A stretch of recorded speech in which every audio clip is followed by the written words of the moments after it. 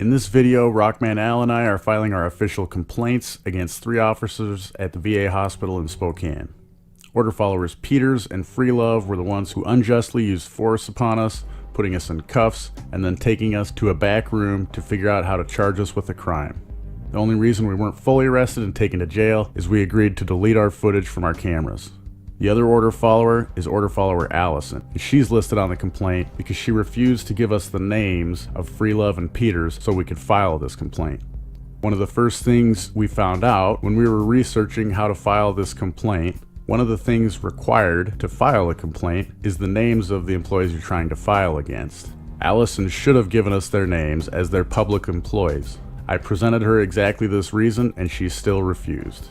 If you want to review the original footage of our arrest or any of the follow-up stories and attempts to file complaints, links to those as well as any sources I used are in the description below. Make sure to check them out, and while you do, hit the like button, share this video, subscribe, and leave me a comment with your complaint experience or your thoughts on this process. The complaints get reviewed by the Office of the Inspector General. A link to a website to file electronically is in the description, and the hotline number is listed on your screen now. As you listen, pay close attention to what they say about how the case will be reviewed, and then listen to how our questions about getting a response are answered. If you're a statist and still believe government can be held accountable, pay close attention to this video and what's said. It's clear there isn't much concern, or maybe resources is better, devoted to actually helping veterans who are experiencing issues with the VA after serving in the military. As you'll hear, we should have an answer as to whether or not they will even investigate themselves in 6 weeks. I hope you guys get something from this video, especially for those who have had issues themselves. And now that this issue of filing the complaint is settled, we're able to move on to the next step in attempting to hold these government enforcers accountable. There were both civil and criminal violations of U.S. codes regarding deprivation of rights and conspiracy against rights. Stay tuned to this channel and Rockman Al's to follow and see what happens. You can't give me the right to be a human being. I'm on with that right. Now you can keep me from having that if you've got all the policemen and all the jobs on your side.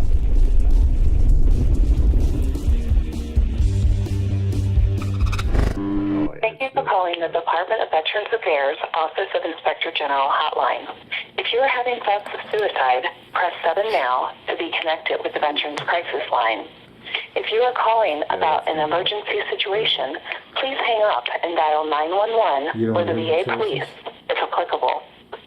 The VA OIG reviews allegations of VA-related criminal activity, serious patient safety issues, misconduct by senior officials, and mismanagement of VA programs and resources. Cases are accepted on a select basis regarding issues having the most potential risk to veterans and the department, or when the OIG may be the only avenue of redress. If you are calling for help with your VA claim, benefits, health care, or other VA services, please contact your local regional office or medical center for assistance. For information on how to contact other VA offices, press 1. For information on what to include in your complaint and our confidentiality policy, press 2. For operating hours and other methods of contacting the hotline, press 3. To learn how to request information on your complaint, press 4. To hear all of our menus in order, press 5. To provide a verbal report to the Office of Inspector General, please hold for the next available analyst. Your call may be recorded for quality monitoring and other business purposes.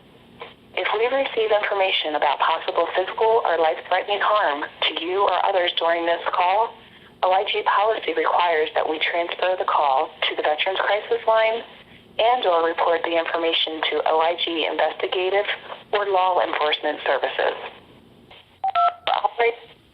The following types of information are important to evaluating your complaint: the alleged violations or misconduct, the VA facility or office involved, the identity of the wrongdoers and victims, the date when the events occurred, the names of any witnesses to the events, the effect of the wrongdoing, such as dollars lost or personal injury, etc., documents that could support the allegation, whether anyone else has already reviewed the allegation. The OIG will keep your identity confidential if you request it. You may also disclose a complaint without providing your name. However, the lack of a complainant's name can often limit our ability to investigate an issue. In addition, the disclosure of the complainant's identity is often necessary and unavoidable when investigating requests for assistance. To repeat this information, press 1. To go back to the main menu, press 2. Well, because I said it before. Good afternoon, VA OIG Hotline. This is Michelle, Agent 12. May I have your first name, please? Hey, it's Corey, Michelle. How are you? I'm good, sir. You say your first name is Corey? Yeah, hey, I just need to let you know I'm in the state of Washington, so I have to inform you I'm recording this conversation. Okay, that's fine. All right, thank you. And that's with a K or with a C? It's with a C, C-O-R-E-Y. Well, got it. And can I get your last name? Yeah. Okay. And what would you like to report today? On January 28th of 2019, I was in there to get a new ID card. My wallet had been stolen. I contacted the local VA. They said to get a replacement, I need to come in there in person. So a friend of mine was accompanying me who's not a veteran. While we were there, we were taking pictures of some of the nice wall plaques on the wall. And when the police questioned us, they had us in handcuffs in 63 seconds, even though we hadn't done anything wrong. Okay.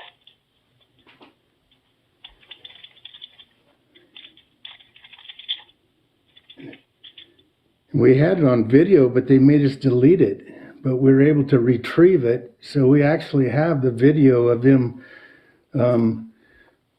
doing that to us in 63 seconds from contacting us. Okay. Did they say the reason why they put you all in handcuffs? Yes, they said it was for not showing ID. But then they wrote me up for unauthorized photography, as if I couldn't take picture of a taxpayer wall plaque, taxpayer paid wall plaque or something. I was in the hallway.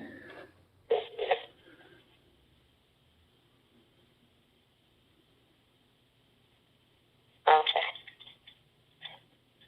And which VA facility did this happen at? Was it the Spokane, Washington VA facility? Correct.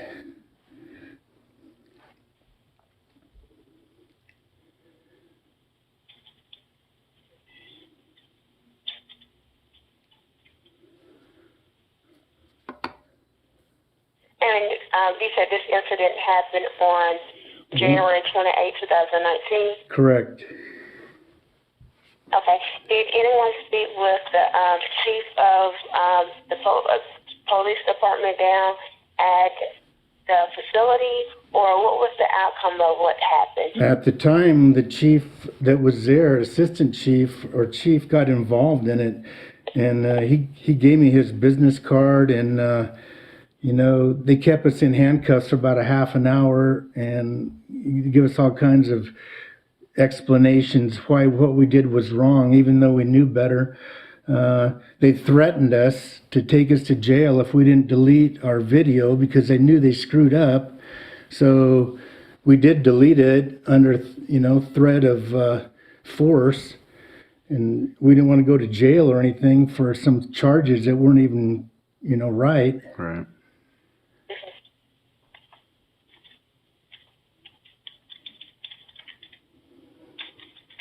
Okay.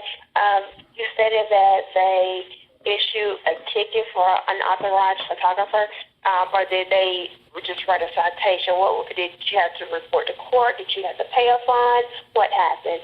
They gave me a courtesy violation notice, and on that they wrote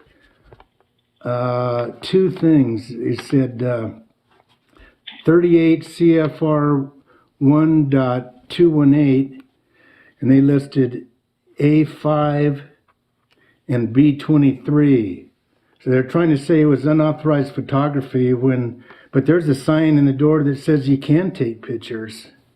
And so I don't know where they got that unauthorized photography. We can take The Homeland Security says we can take pictures in the hallway. Okay. And it was Homeland Security who jacked us up. And the other thing, 5 and 23, one of them was like causing a disturbance or something. We didn't cause any kind of disturbance. They're the ones that cause a disturbance. Okay. That can easily be seen on the video. It's a nice thing about video that we got that back. The video don't lie. It doesn't take much of a fair-minded person to see how easily it is to tell that we were wronged. Mhm. I guess I just pretty much everything Alan said I agree with, but I just want to say, that's part of what took us. I'm Corey. I'm the one that was with him. That's part of what took us so long to call with this complaint and to do anything is, we were kind of scared to go back in there after what happened to us, and Okay. so it was about I finally went back in there. I was up in the area, and so I kind of just went back in there about this in particular. I think it was a couple of weeks ago, and they wouldn't. I was just trying to find out what the complaint process was, and then they told me I had to come back, and when I came back a different day because it wasn't during regular office hours. They did give me a number. It wasn't the right phone number. I had to get this number off of Google. Okay. But I just wanted it to be noted, that's what's taken so long to do this is, it affected how we feel about going in there. I have another friend who gets services at the VA, and he was actually staying overnight there. And I went and saw him one night, but I was really nervous about going in there because they told me that if I went back there because I'm not a veteran, that if I went back there and it wasn't for some kind of official like VA business, and I did ask them at the time, well, can I come back and visit another like a patient here? And they said, yeah, but it has to be for something like that. And that's not right. They can't do that. I didn't do anything wrong, and they're taking away my freedom. So I just want that to be noted, as well on this complaint. Okay. And the officer, he must have knew he messed up because he wouldn't even write his name on this courtesy violation notice. He wrote down issuing officer number 3176. Since then, I come to believe the guy's name is Freelove, but I haven't been able to confirm the badge number because they won't tell me when I go down there. Okay. And did you say the citation number or the officer badge number was 31766? It says here, issuing officer 3176. 3176. Yes. Okay.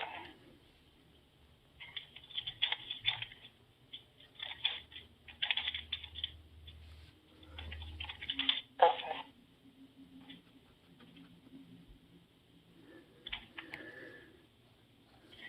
Okay, sir. Well, that's the reason why I asked you in the beginning, what is your email address? Because that's the way we will correspond. If we take any action regarding this complaint, then our correspondence will be by email, unless you want us to send you a letter. So we can either correspond to you if any actions is taken through email, or I can send it to the home address that you provided. Yeah, Email will be fine. Okay.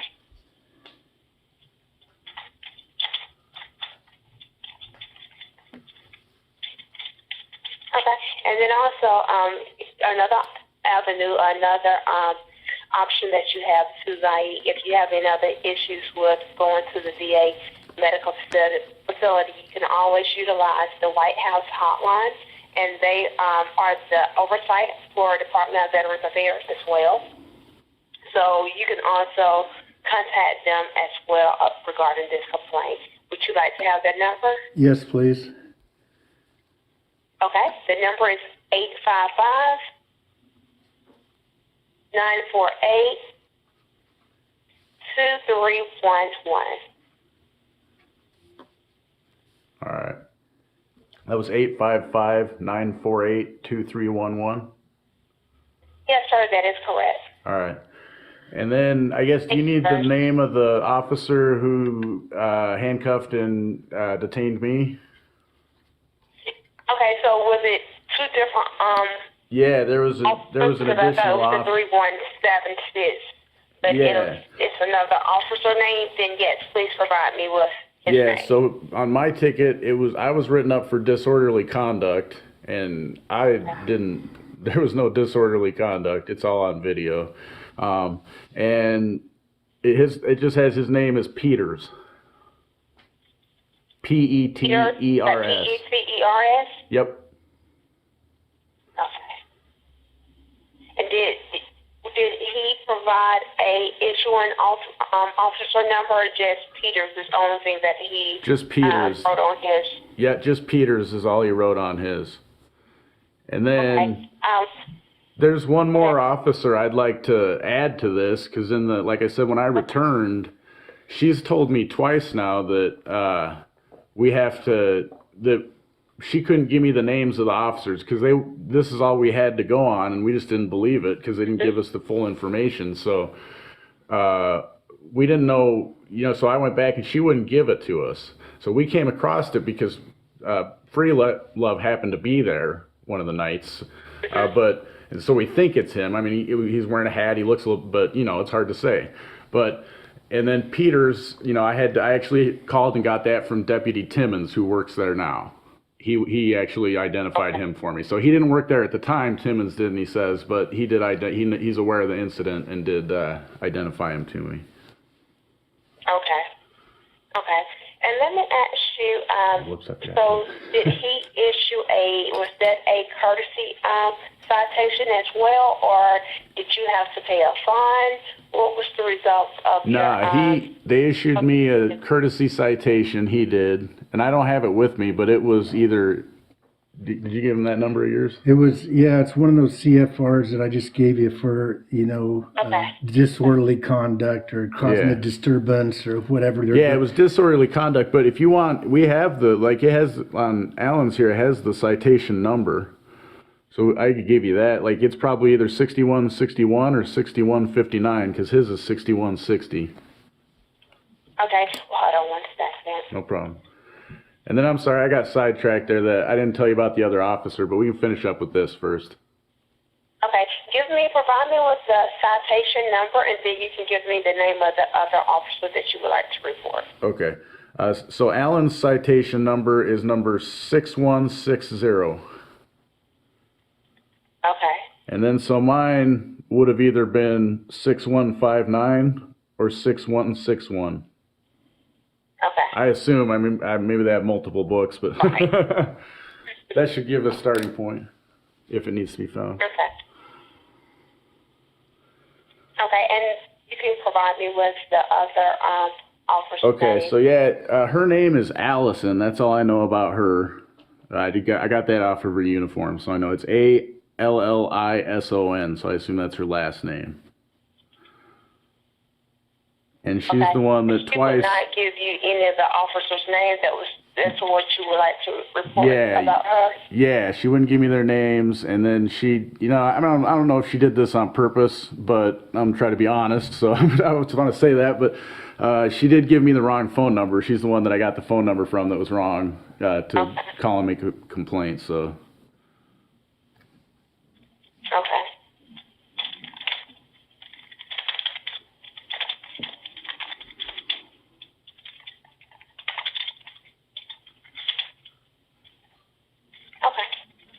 I have it, sir. Thank you all so much for reporting this information to us, okay? All right. Thank you, Michelle. I appreciate it. And will we hear back either way, or just only if you guys deem it's... Pardon me? You will only hear back from us if a case is open.